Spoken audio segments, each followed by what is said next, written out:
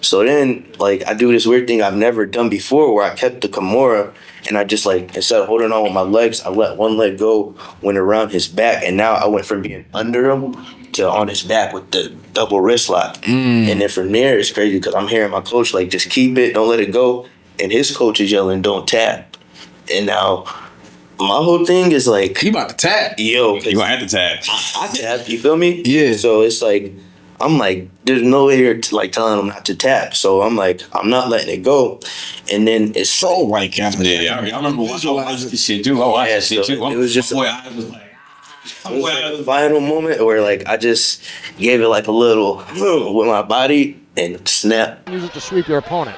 So Palmer's doing the correct things, but we're over halfway through this first round. You got to give the striking to Palmer, but we got to give the grappling right now to Versace. Yeah, this is without a doubt a tough round to score. This next minute or so is everything. And He's working from arm to arm, Palmer is. He's trying to look for that arm lock. Can he secure it? He's got to lock the guard up. Oh, that looks like it hurts. Can he finish it? oh, goodness. Can he finish it? Versace trying to roll over out of danger. That shoulder looks like it hurts. He spit the mouthpiece out. It hurts so much. How has he not tapped? Oh, that's a lot of pain right there in his face. You can tell this is a tough guy. Bloody. Oh goodness. Yep. We Dad, we're almost there.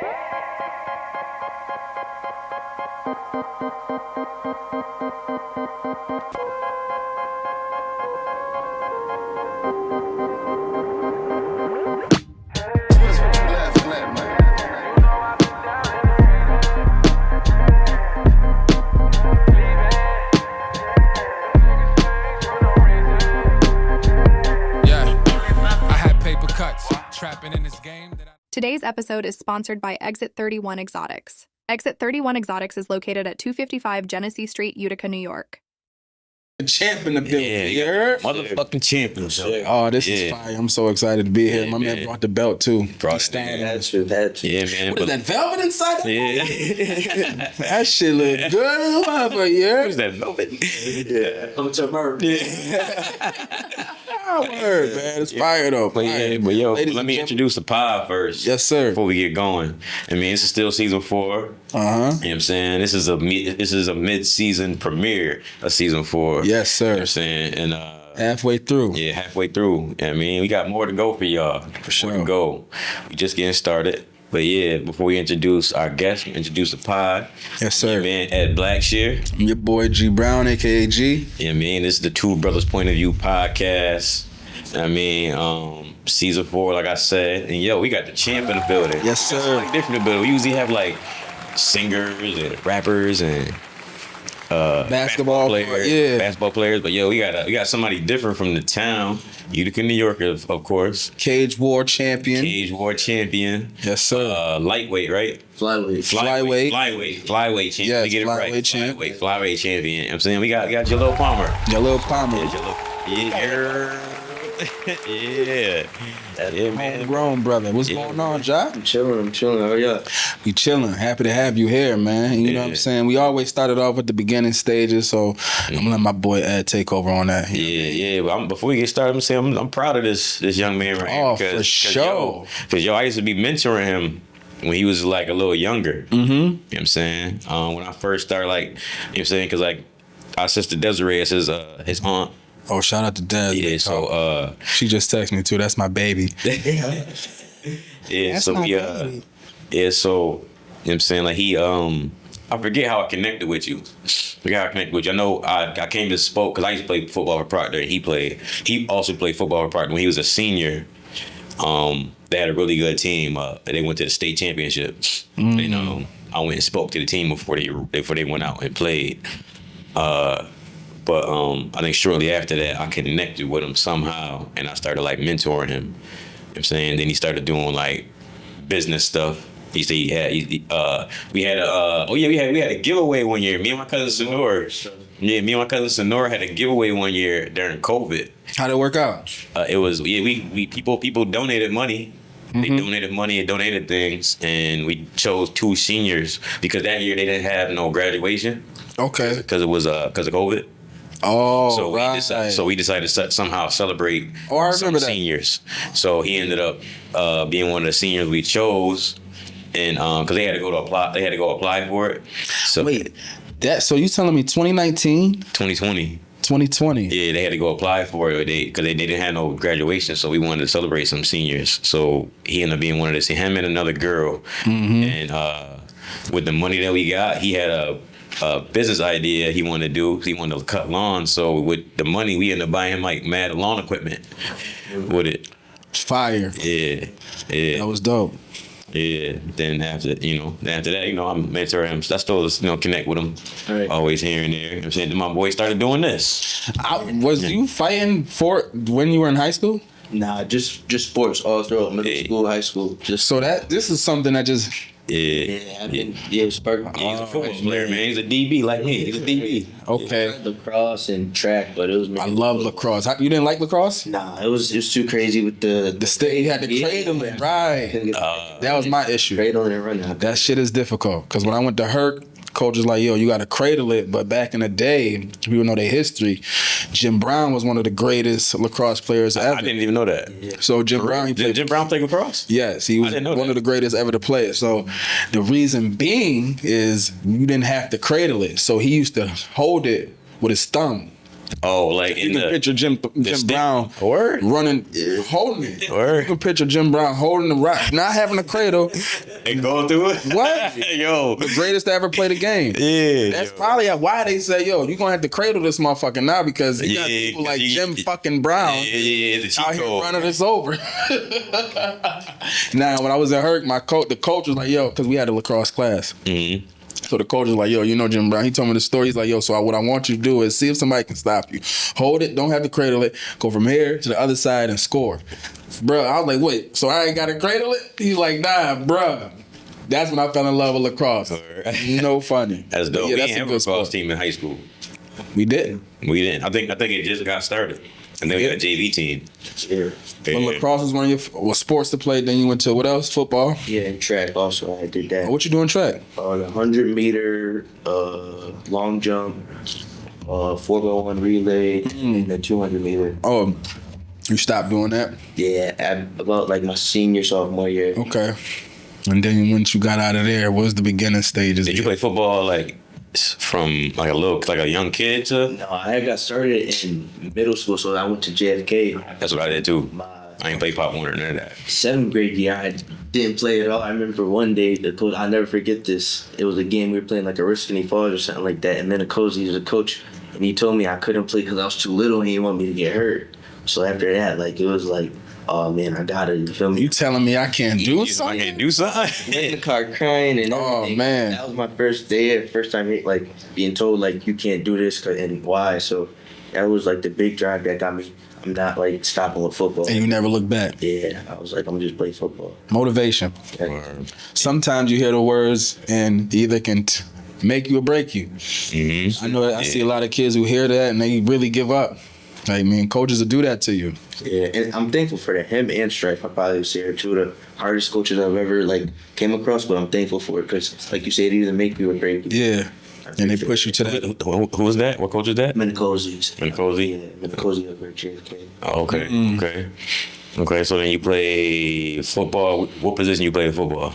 Started out at linebacker and then went over to DB, cornerback. Okay. So you was rocking. You was linebacker. Yeah. Linebacker. That's crazy. They called me hands of stone because I was fast, but I just couldn't catch it. I'm going to stick you on this side of the ball. Right. Basically, I was just outside linebacker for real. Yeah. It worked out. Yeah, it was cool. You keep up with football now? A little Proctor football I tried to, but Okay. outside of that, not really. Okay. Yeah. That's dope. Yeah, so you played JFK, then you went to Proctor, played JV. Your team was good. Yeah. Your team was good in JV. Julio. Yeah, oh yeah, shout out to Coach Pulio. That's one of my favorite coaches. Who was the main guys? Who was the quarterback? Yeah, JV team. Wide out. Didn't There was they? a bunch of Bulldogs in that. That's a fact. Yeah. Bryce, we had That fireman, man. He lost art. Yeah, Tata. Tata. Oh. Yeah. Curry. Oh, I remember that year. Oh yeah, y'all was crazy. Yeah. Y'all was crazy. Y'all had a Yeah, mob. yeah. The senior team that went to the dome. Oh yeah, so your JV team, was the same team that went to the Dome. Yep. Oh yeah, because y'all went undefeated, and because I remember y'all coming to Cuse and I watched y'all play, and they was like, "Oh, this team undefeated." I was like, "Word," because my JV team went undefeated, and I think we was the only. I think y'all and us is the only undefeated Proctor JV teams ever. Yeah, but we went 9-0. What y'all went? I think it was like 9-0. 9-0. Yeah. That's crazy. That's fire. Crazy. Then y'all went to the States. What's crazy is my 9-0 team. We got together again in 11th grade, and we was trash. we was trash on varsity. My 11th grade year, I literally was just a special teamer, and I had actually my senior year quit the team at the beginning of the season because I wasn't getting no burn at all, but I wanted it. You know what I mean? So that was like a crazy moment in life where me and Stripe got together, and we talked it out, and it was like, yo, I'm gonna give you an opportunity, you got to do something with it. Then the next game, I believe we was playing like Whitesboro at home. I went in, started, and then started every game ever since. Oh, good. That was 11th grade year was rough. That's what the fuck I'm talking about. That's what I'm talking about, man. You know what I'm saying? People Because- quit. yeah. We know the vibes. I ain't quitting. We know the vibes at Proctor. Yeah. You quit, you ain't really never coming back. Right. Fact. Your career be over. It be Bro, done. and it's so tough because I'm not gonna lie, it is political. You know what I'm saying? Mm-hmm. Coaches pick and choose who they want on the team, not just from your talent standpoint, but your personality, the type of kid you are off the field. Right. They look at that type of shit, which is not all that great. Yo, G, don't hit the table. Oh, my bad. Tear that shit up. But not saying like they don't look out for kids, but some kids need it a little bit more tough love. Not like, okay, once you mess up, you can't come back. It should be something else to help those kids, because we missed out on a lot of young talent. Yeah, definitely. You know what I mean? Definitely. Just speaking from experience, a lot of my people that I seen play, Yeah, they didn't get a chance to play. Yeah, but on the flip side, some dudes couldn't weather the storm. That's either. a fact. Like, Hold them accountable. Some dudes couldn't weather the storm, like say, like he said he wasn't playing, and his Stripe, he was like, he wanted a opportunity. And then sometimes it'd be certain dudes in history be like, either they quit and be like, I ain't even Like, fuck that opportunity. Cause to be honest, my varsity experience, when I played football, I always played. I always played. But basketball, my 11th grade year, I never played. I ain't really play 11th grade. But I weathered the storm. Yo, 12th grade, 12th grade, I played all the time. But 11th grade, I ain't really play. But I weathered the storm. And then we couldn't use you one time, which killed us in the senior year for basketball. Oh yeah, because I had appendicitis. Yeah. So that destroyed us for a little moment. Yeah, but some dudes wouldn't weather that storm though. They would just be like, "Fuck it, I ain't playing. I'm done." You know what I'm saying? Like this man weathered the storm. Like, you know what I'm saying? There's sometimes like people would do that throughout history that I've seen. Like, oh, come back, beg coach for opportunity, and coach be opportunity, then you don't do shit. Then coach be like, why the fuck I put you in there? You didn't. We already didn't probably want to pick you up anyways. Yeah. So, but this man, he worked hard. He came back, worked hard, and shout out to Coach Stripe for giving you the opportunity, and that's a fact. You prove yourself. Yes, sir, definitely. Shout out to you for sure, for proving yourself. That's a fact. That time, you know what I'm saying, when you was trying to prove yourself, what was the tough, what do you think they were seeing that to keep them saying, well, we're giving you an opportunity instead of already been having to give you an opportunity? Like, what was the difference from then to now? Like, I know you had the talent to do it. Was someone above you, they felt it was better? Or did they feel like you wasn't putting in the real work? Me being complacent almost with just being where I was at. Okay. Really, that's what I had to Comfortable. and not really realizing that you gotta compete for it, you know what I mean? So, and not being loud enough. Sometimes you gotta be loud to get Closed mouths don't get fed. That's a fact. I'm glad you said that. Closed mouths don't get fed. They really don't. Yeah. Like, even today, as an adult, I say that because that's fact. Shit, I let shit slide, or I'll just be like, oh, fuck it, this is good enough. At the same time, nah, it's more than we can give. For me personally, I know I can give out a lot more effort in a lot of situations. You know what I'm saying? And holding yourself accountable, which is tough for a high school kid, let alone an adult. Because high school kids are like, man, whatever, I can do something else. But you seeing it in the bigger picture. I'm guessing that. If you could learn that early. All I was doing really. Yeah, like it's bigger and better than this, and you could have gave up. Yeah, you learn that. If you learn that early, you get through a lot of things in life. Which is why you the champion. Yeah, yeah. You dig what I'm saying? So how did you transition? So you're young. How old are you? 22. 22. Sheesh. So how did you transition from football? I'm saying you played football. You guys went to the state championship. Unfortunately, you didn't win, but unfortunately, but you got there. Nobody else did it. No other Proctor football team did it ever. And then you graduated. What did you do after graduation? So after graduation, you actually hooked up with you mainly doing the lawn care stuff, really focused on that, and then working overnights at FedEx. So that was really what I was doing. And then in the middle of that, I had just hit up Strife one day and was like, you think I could get hooked up with that MMA guy you was telling us about in practice? And then ever since then, it was at the gym consistently since then. Yeah, and if you know what you're talking about Coach Steve Strife. Shout out to Coach Strife, head coach of Proctor Proctor football. Big Strife. And Coach Strife is into MMA. Coach Strife is into MMA. I didn't know that. He's actually he was actually in my corner out in February for one of my title fights. Oh, word? Yeah, so that's really super cool. That's dope. That's super fire. Absolutely. Yeah. Full circle. Yeah. So Coach Strife helped you get into MMA once again, you know. So how was it when you first started training? It was kind of it was hard, but not really, because I was a huge fan of it. Just like from, I'd say, the WWE, and then after I realized that wasn't real, I fell in love with the UFC. For real, like I was like, John Cena, all those dudes, and then after it was like John Jones, Brock Lesnar was really the main one, because he was both of them at the same time. Which was dope, right? Yeah. So it was, yeah. Oh yeah, Brock Lesnar played. He was in WWE, but then he was a real fighter for real too. I think that transition hyped me up too. Like, he played football too, didn't he? Yeah, for the Vikings. Yeah, yo, Brock Lesnar is crazy. Yeah. That's crazy. Legit. Yeah. His daughter's a beast too right now. Oh yeah. I forget what sport she's into, but she's a beast. I think it's throwing or something. Javelin, shot put or something. Shot put. Yeah, shot put. Mm-hmm. Okay.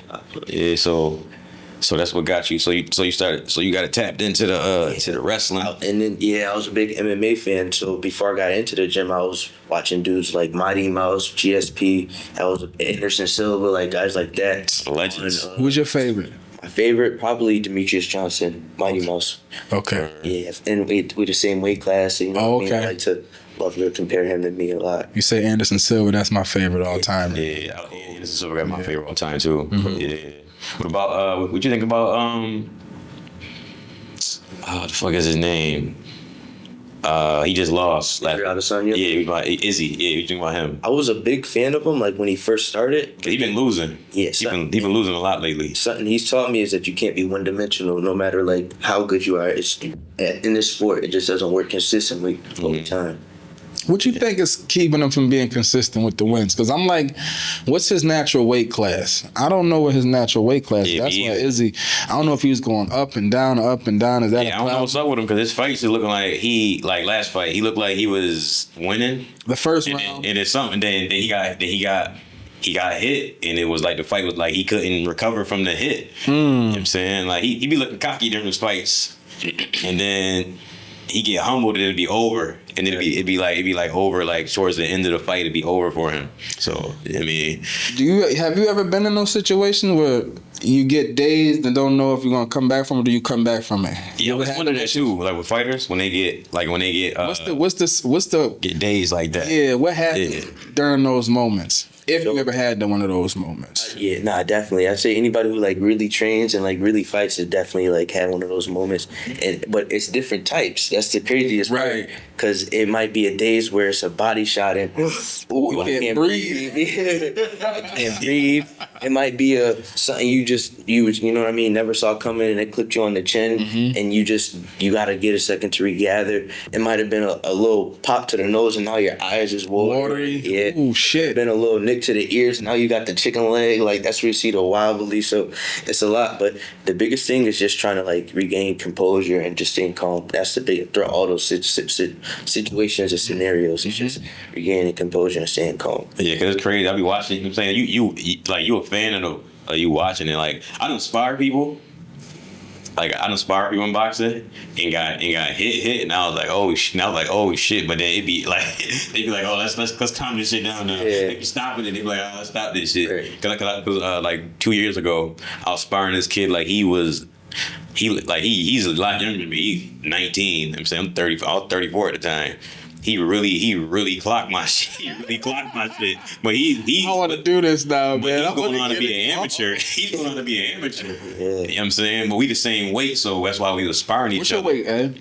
For that? At like 2 years ago, I was like 165 at that time. Yeah. So You fighting at 165? yeah, so I was fighting him, and so he really clocked my shit, and I was seeing fucking like lights and shit, like this shit. Tweety Bird? But so I had no opportunity to recover, so I don't even know how that shit feel. You know what I'm saying? Felt like I was in a cartoon. Yeah. See Tweety Bird and all that shit.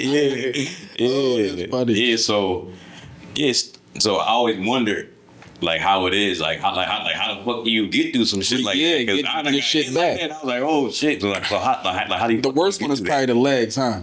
Yeah, where you feel You like can't fit you don't like got- yeah. I remember watching John Jones. Who John Jones fought? His rival, main dude, heavy the black DC. the DC. DC, yeah. Remember that fight when he got clocked? He said I couldn't get my legs back. He tried to run. Yeah. I remember that. The bandy legs. Yeah. So okay, so now you in your beginning stages still, and your first fight's coming up. What was you feeling for your first fight? I'd say a lot of nerves and excitement because my first fight was my first MMA event I was ever at, and I was also the first fight of the night. So that was something that I requested just to get it out of the way, kind of, you know what I mean? So it was like a lot of nerves and excitement and just not know how to feel. So I'm mad. You know what I mean? I'm focused. I'm watching him, writing stuff down. And then when it got time to the fight, it was like, all right, go. just like go. that, just go. Just go. And it was crazy because before the fight, of course, like my coach, I was training for about I'd say eight months to a year before he put me in the cage and fought. And we had a whole game plan that we had trained for, for the fight. I was supposed to move around, be like a ghost in there when I got in there. But for that first one, it was it was funny because I remember being mad for no reason. That's the biggest thing I look back. And it's crazy because my first fight, somehow, I don't know why, but there's no film of it. Like all my other fights, you look them up, you can watch them, but every fight from that night got lost. So shit. go back and watch it. That's why we got to get that rematch I was telling you about earlier. But anyways, I remember the main thing from before the fight is I'm standing in the cage, they doing the announcing your name and everything, and I'm just standing at the dude looking at him like this. Just Locked doing in? this. Yeah, just doing this. So then we start, boom. I throw a 1-2 front kick and it land. So now I'm like, oh wait, hold up. You in the fight? Yeah, it felt good. So Fighting right now. just like that. So I'm like, all right, boom, boom, boom. Mind you, he's a really great wrestler. So he boom, duck under, take me down. I boom, bounce up. Not even within 2 seconds. I bounce up, wall walk, hit the cage. I'm back up. Grab an underhook, turn out against him, pow, a knee to the body, my bad, a knee to the body, and now I'm right back at it. So now I'm like, oh yeah.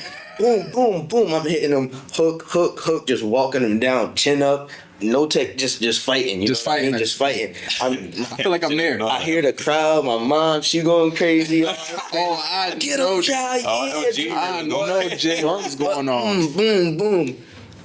I'm seeing he's bleeding now, and mind you, this is the first round still. Within a minute, all this action. How many minutes was the fight? So my fights right now are 3-minute rounds. Okay. So this is within the first minute. All this is happening. I'm boom, boom, boom. Yo, crazy. It's crazy. So he's leaking everything. I'm throwing front kicks, just throwing everything at him.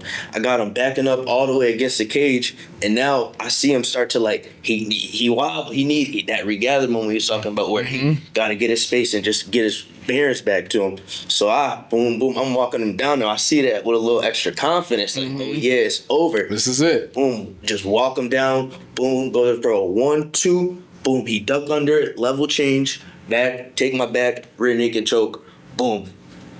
He choked you out. Yo, the lights Oh, was getting shit. dark. Oh, Now shit. I'm sitting here like, boom, tap. Mind you, this is the total fight time was a Oh minute. my God.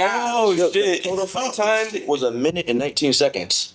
So you think you was beating him for the whole minute? What I'm talking about after the fight, my coach is like, if you would have just chilled for a minute, the blood, because the cut was above his eye, you know what I'm saying? So if he would have had to deal with it regardless of what happened, just that. So it was like, you didn't even have to, you know what I mean? Do what you were doing. Yeah, it was just that so much excitement, adrenaline, all the emotions, everything. And then it was crazy because it's like that same feeling, but on the opposite now that you lost. Because mind you, this is the biggest thing like about fighting to me is that like everybody could fight and everything, but the thing that separates us is that you go out there, basic like in your underwear. You feel me? Friends, family, everybody, and you put it all on the line. So it was like. When I lost, I had to deal with all that for the first time. You feel me? So it was like, whoa, what's going on? You feel? I'm looking at my coach like, oh man, like I didn't Let you down. Didn't do none of this stuff. I mean, some of it, but he wanted me to. I'll never forget. He wanted me to be a ghost. I was like a bull in a raging China shop. You know what I mean? Going crazy, and it was like. And it was crazy because I had 7 other teammates fighting that night. So now, boom, he got his job to do for 7 other dudes. And you know what I mean? It was like, that was another thing. You had to take that shit dolo. Like, you had to. Yeah, snap back out of it because now I got to support my dogs. That's It's a not fact. So it was so many lessons, man. Then my roommate, Kyle Kaler, he's a former Marine pro fighter now, but he was also fighting that night. And he put on one of the probably the best fight I've ever seen against this dude, Harley Locklear, in my life. But mind you, the footage got lost. So that night was just so many lessons. Goes back to that. Yeah. That's crazy. That first fight it was a lot, but I'm never forget it. That minute and 19 seconds. Yeah. Right? It had been a humbling experience though. What? Because you feel me? And I remember just walking them down thinking like, oh yeah, like it's over, you know what I mean? And 1, 2, boom. Next thing I know, I'm not waking up, but what happened? What happened? For real, you know what I mean? Like, it got like that. For real. That's funny. Are you saying that shit? What happened?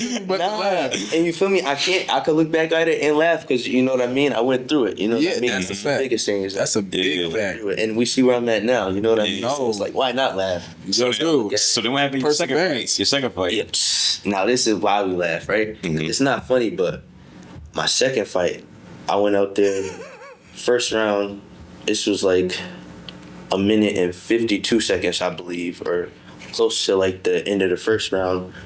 Boom, now we probably like a year and a half into the gym, you know what I mean? I'm training more, learning, just like the sport. I'm not as green. That was something I remember, just being very green in my beginning and just wanting it. I remember when I first got to the gym, my coach, he literally used to tell me, just tackle him. Like, that was my takedown, just tackle him. So my second fight, I remember it was a move that he had taught me probably like my first month in the gym called a Kimura lock, a double wrist lock. That like, and the one thing he told me is, I'll never forget, if you ever grab it, don't ever let it go. Oh, that's the one you broke son arm, right? Yeah, I seen that. Yeah, you broke son arm like right here. So like That was my second fight. Yeah. What he said? What he like?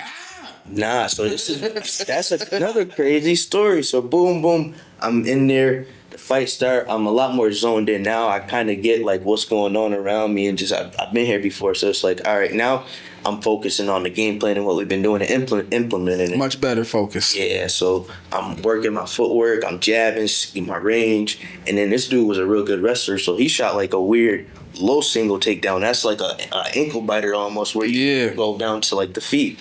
So he take me down or whatever, and I remember just instantly grabbing the Kimura, not even thinking, but I remember thinking, either I wall walk like I did in my first fight or grab the Kimura, but I felt like I was too far away from the cage at the time to wall walk, so I just grabbed the Kimura. And with that, it's great because you can either sweep your opponent or submit him. So I knew he was a good wrestler, and his jiu-jitsu probably wasn't that good compared to our gyms. So I grabbed the Kimura, and I'm going to sweep him, but he's heavy, and it's crazy because, mind you, we fight at 125, so I'm like trying to sweep him, and his legs is just not going nowhere. So now I'm like, I'm like, what? My coach, he's yelling, like, just roll with it. Just roll with it.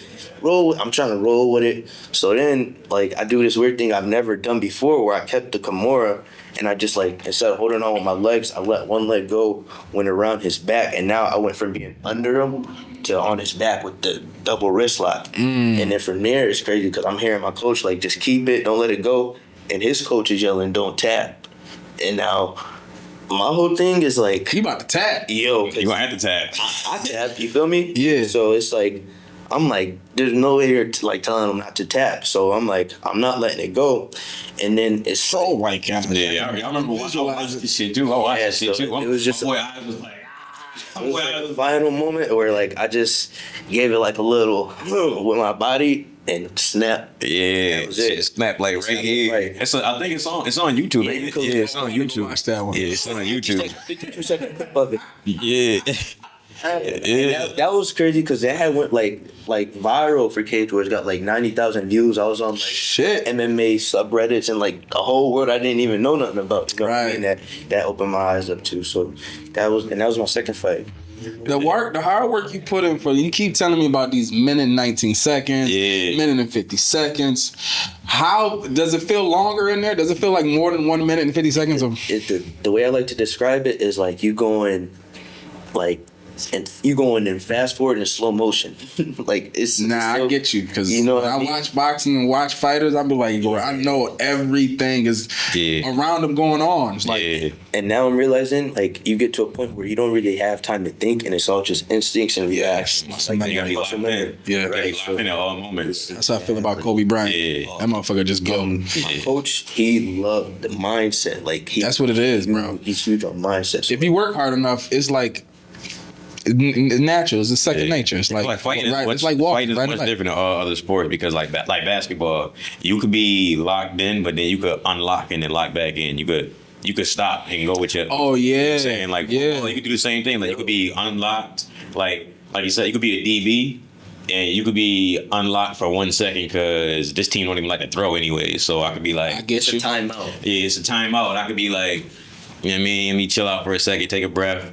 Fighting, that straight minute you talking about, you gotta be locked Bro, in because you could For how die. many rounds? That's me locked in. Yeah. You could die if you ain't locked in. Literally. Yeah. But I honestly say something that like separates me from a lot of dudes in the sport is like I love taking away from other sports. Like I'm not good at basketball, but I love watching it and football too. So like I don't want to give away too much, you know what I mean? But like there's a lot of stuff where you said in basketball about like you mean taking a break and pace. That's something from like It gives you. basketball. It gives you. Yeah, I love like change of pace and shiftiness. Yes. Something I love taking. Oh, like, basketball absolutely. players I can see that. and That's a trying good to point. implement into fight. And I can see that. football, like I think about it like space.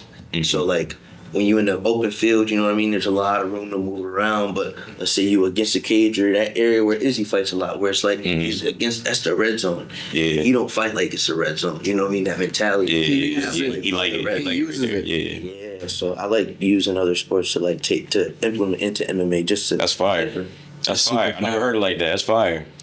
That's dope. That's a lot of. Well, you gaining more experience. I think it's impressive just by you saying, "Yo, I want to do MMA," Yeah. and you just hop right on like you 'cause just did it. It ain't something that black kids around our area do or are looking at to do. Right. You wouldn't even know if they are either, because Yeah, you wouldn't because it ain't really televised. Like he literally the only one I know of that's do him and Rich Lang. Lang. So, Rich Lang. Shout out to Rich Lang. yeah. You supposed to chop it up with him too soon. yeah, they're the only ones that I know of doing the sport or are serious. I seen him go out the country. Where did he go? Thailand? Yo, Did you ever think about doing that? that's honestly one of my like the biggest inspirations for fighting is one day when I'm a pro being able to travel the world and see all those different places. Yeah. But for sure. I seen him take the leap when he just went out there. That's fire. Got- Seemed like he had a nice experience. Got to train with some real high level dude.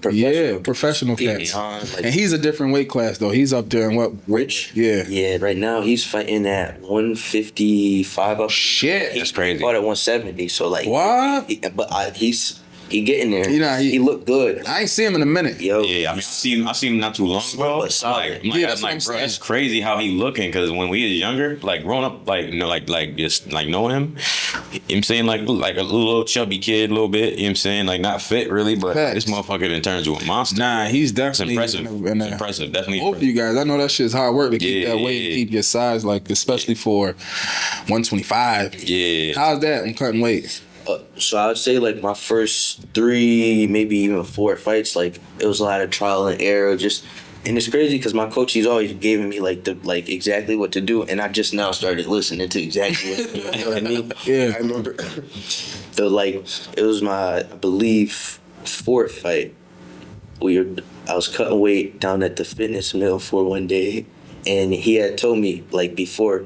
He was like, if you ever get in like that point where you feel like you need something and you cutting weight, you could take like an orange and squeeze it just to get like the orange juice. So boom, fast forward to me cutting weight now. I'm up at the fitness mill with a bag of oranges, right? With a bag of oranges. I got my teammates with me. Got my teammates with me. We over here cutting weight and everything. And it's crazy because my coach never pops up for weight cuts or when we doing this. That was crazy. I had to say something. We gotta put a sign on the door and play. Yeah. Today's episode is sponsored by Exit 31 Exotics. Exit 31 Exotics is located at 255 Genesee Street, Utica, New York. And my coach, so Yeah. he never is there for the weight cuts and always there like the day of the okay. fight and everything. He leaves that up to us.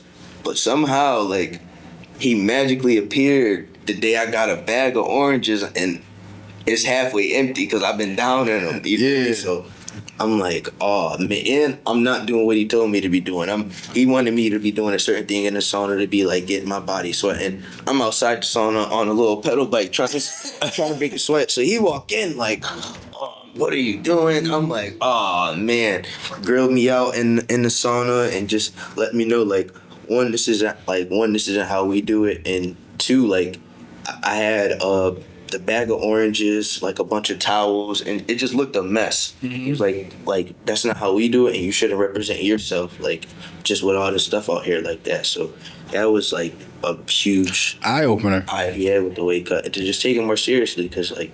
And not be so self-centered about it. I was like, Be professional. My teammate, professional. I was gonna say, I was gonna ask this when you bring up your coach. You brought up Coach Stripes, your coach. What's your coach now name? Duff Holmes. The Holmes. Yeah. So you brought up your coaches. So do you feel like coaches is the biggest thing in your sports journey, like into fighting in football and all that stuff? Like the biggest thing for you? For sure, coaches. Was that having good coaches? Inspiration. Yeah. Because like Role models. role models. Role models and people that have knowledge, real knowledge. Real knowledge to teach you things. I mean, I always emphasize coaching. Me and G talk about this shit all the time. Yes.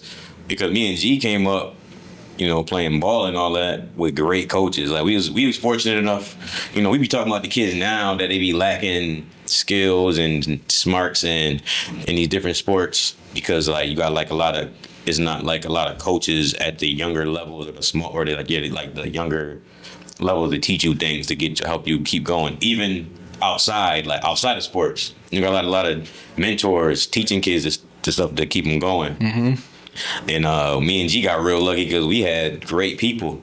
Yes. Really young to usher us out of high school, and we still know all them motherfuckers. You know what I'm saying? They still around. We still see them, And taught us the right way too, Yeah. like the basics. Yeah, A the lot basics. of kids don't get the basic skills to start off. Yeah. Not to cut you off, but that's what my coach strives and stresses in the gym. He's advanced basics. That's it. Like he's not a fan of all that flashy.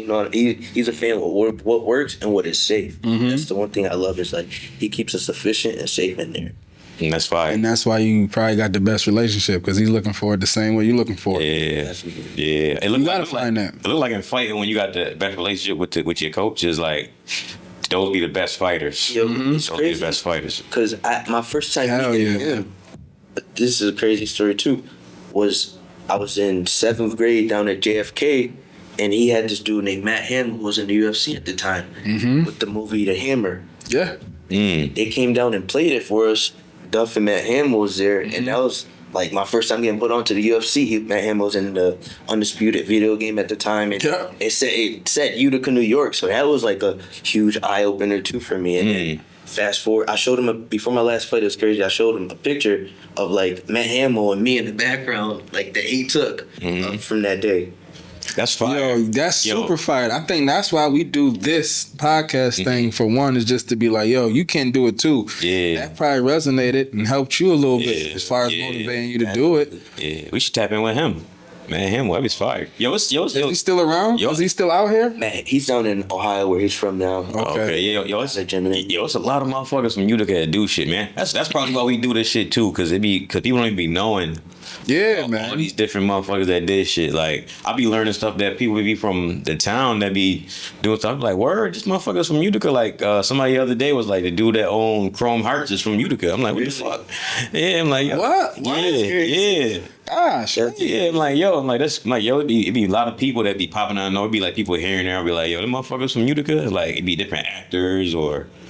I'm saying I be seeing that. I see the actors part, but I didn't know Chrome Hearts would do this. Yeah. I seen that shit the other day, and I looked it up. I was like, wow, this motherfucker was born in Utica and was raised here. Like, that's wild. He moved like when he was like a teenager or some shit.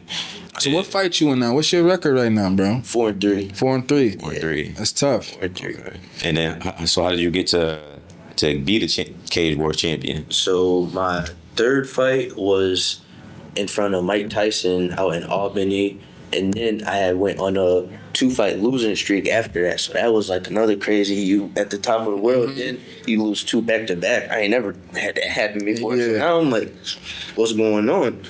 And then after that, it was like a moment where me and my coach just like had to take some time, or he told me to take some time and just think about how I'm looking at it and make sure that I'm paying attention to like the micro stuff, and you know what I mean, not just the big picture, but just like keeping my focus in those little moments where it don't seem like it matter, but it does. And that was like where I feel like the reason I had lost those 2 fights, because I've like the craziest part about all my losses is they come from dudes off their back. I've never been dropped. I've never, you know what I mean, been like dominated or anything. I've only been submitted by dudes off their back with good jiu-jitsu. So that was something that like it was just from being not lazy, but just losing focus in dominant positions. Discipline. Right. Yeah. So in February is when I got the opportunity to fight and win the belt against a really good wrestler named Ricky Jorge. That was February of this year. And I went out there, and the game plan was just to avoid just keeping the fight out of his, like, where he's good at. His strengths. Right, exactly. So I just went in there jabbing, long strikes, and ended up getting a TKO. And that was a fight that Strife was cornering me, so that was super cool. Oh, that's fine. There it goes. Yeah, we did a like Proctor Raider, like red, black, and white theme fight shirt for that night too. Oh, that's fire. Yeah, I had the Proctor Raiders, like red and black with Proctor on my shorts and everything that night. So that was that's dope. That's a nice moment then. That's dope. For everybody, I like that. So how back on that one too? So did you meet Mike Tyson that night? No, I had met Mike Tyson I believe it was 2 years ago now, back in Albany after the fight where I broke the dude's arm. Holy shit. Yeah, that was a crazy experience. And now he's coming to this next fight. The next fight, yeah. When is it, September 13th? September 13th in Albany again? Out in Schenectady. Rivers Casino. Yeah, September 13th. Listen to that, September 13th. September 13th, yo, tap in, man. Absolutely, in Albany, for sure. Do they stream those fights? Yeah, if you want to watch it for free, it'll be streamed on stimulus.com/Cage Wars. All right, they have all the Cage Wars fights, so you could check out fights from like years ago in there. That's beautiful, man. Word. And you got Mike Tyson in the building for that. So I like him. He's funny as hell. Is he? Yeah.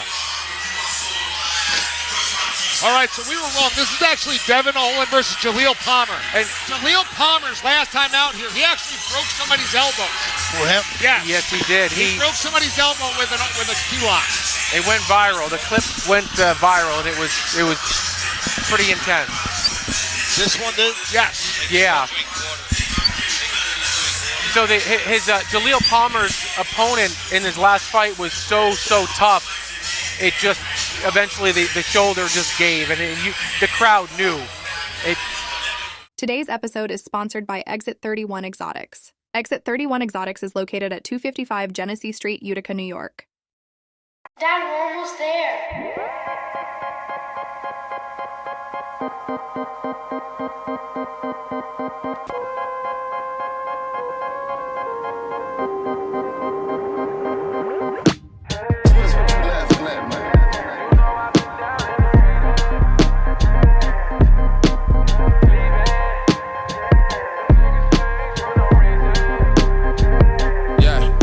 I had paper cuts, trapping in this game that I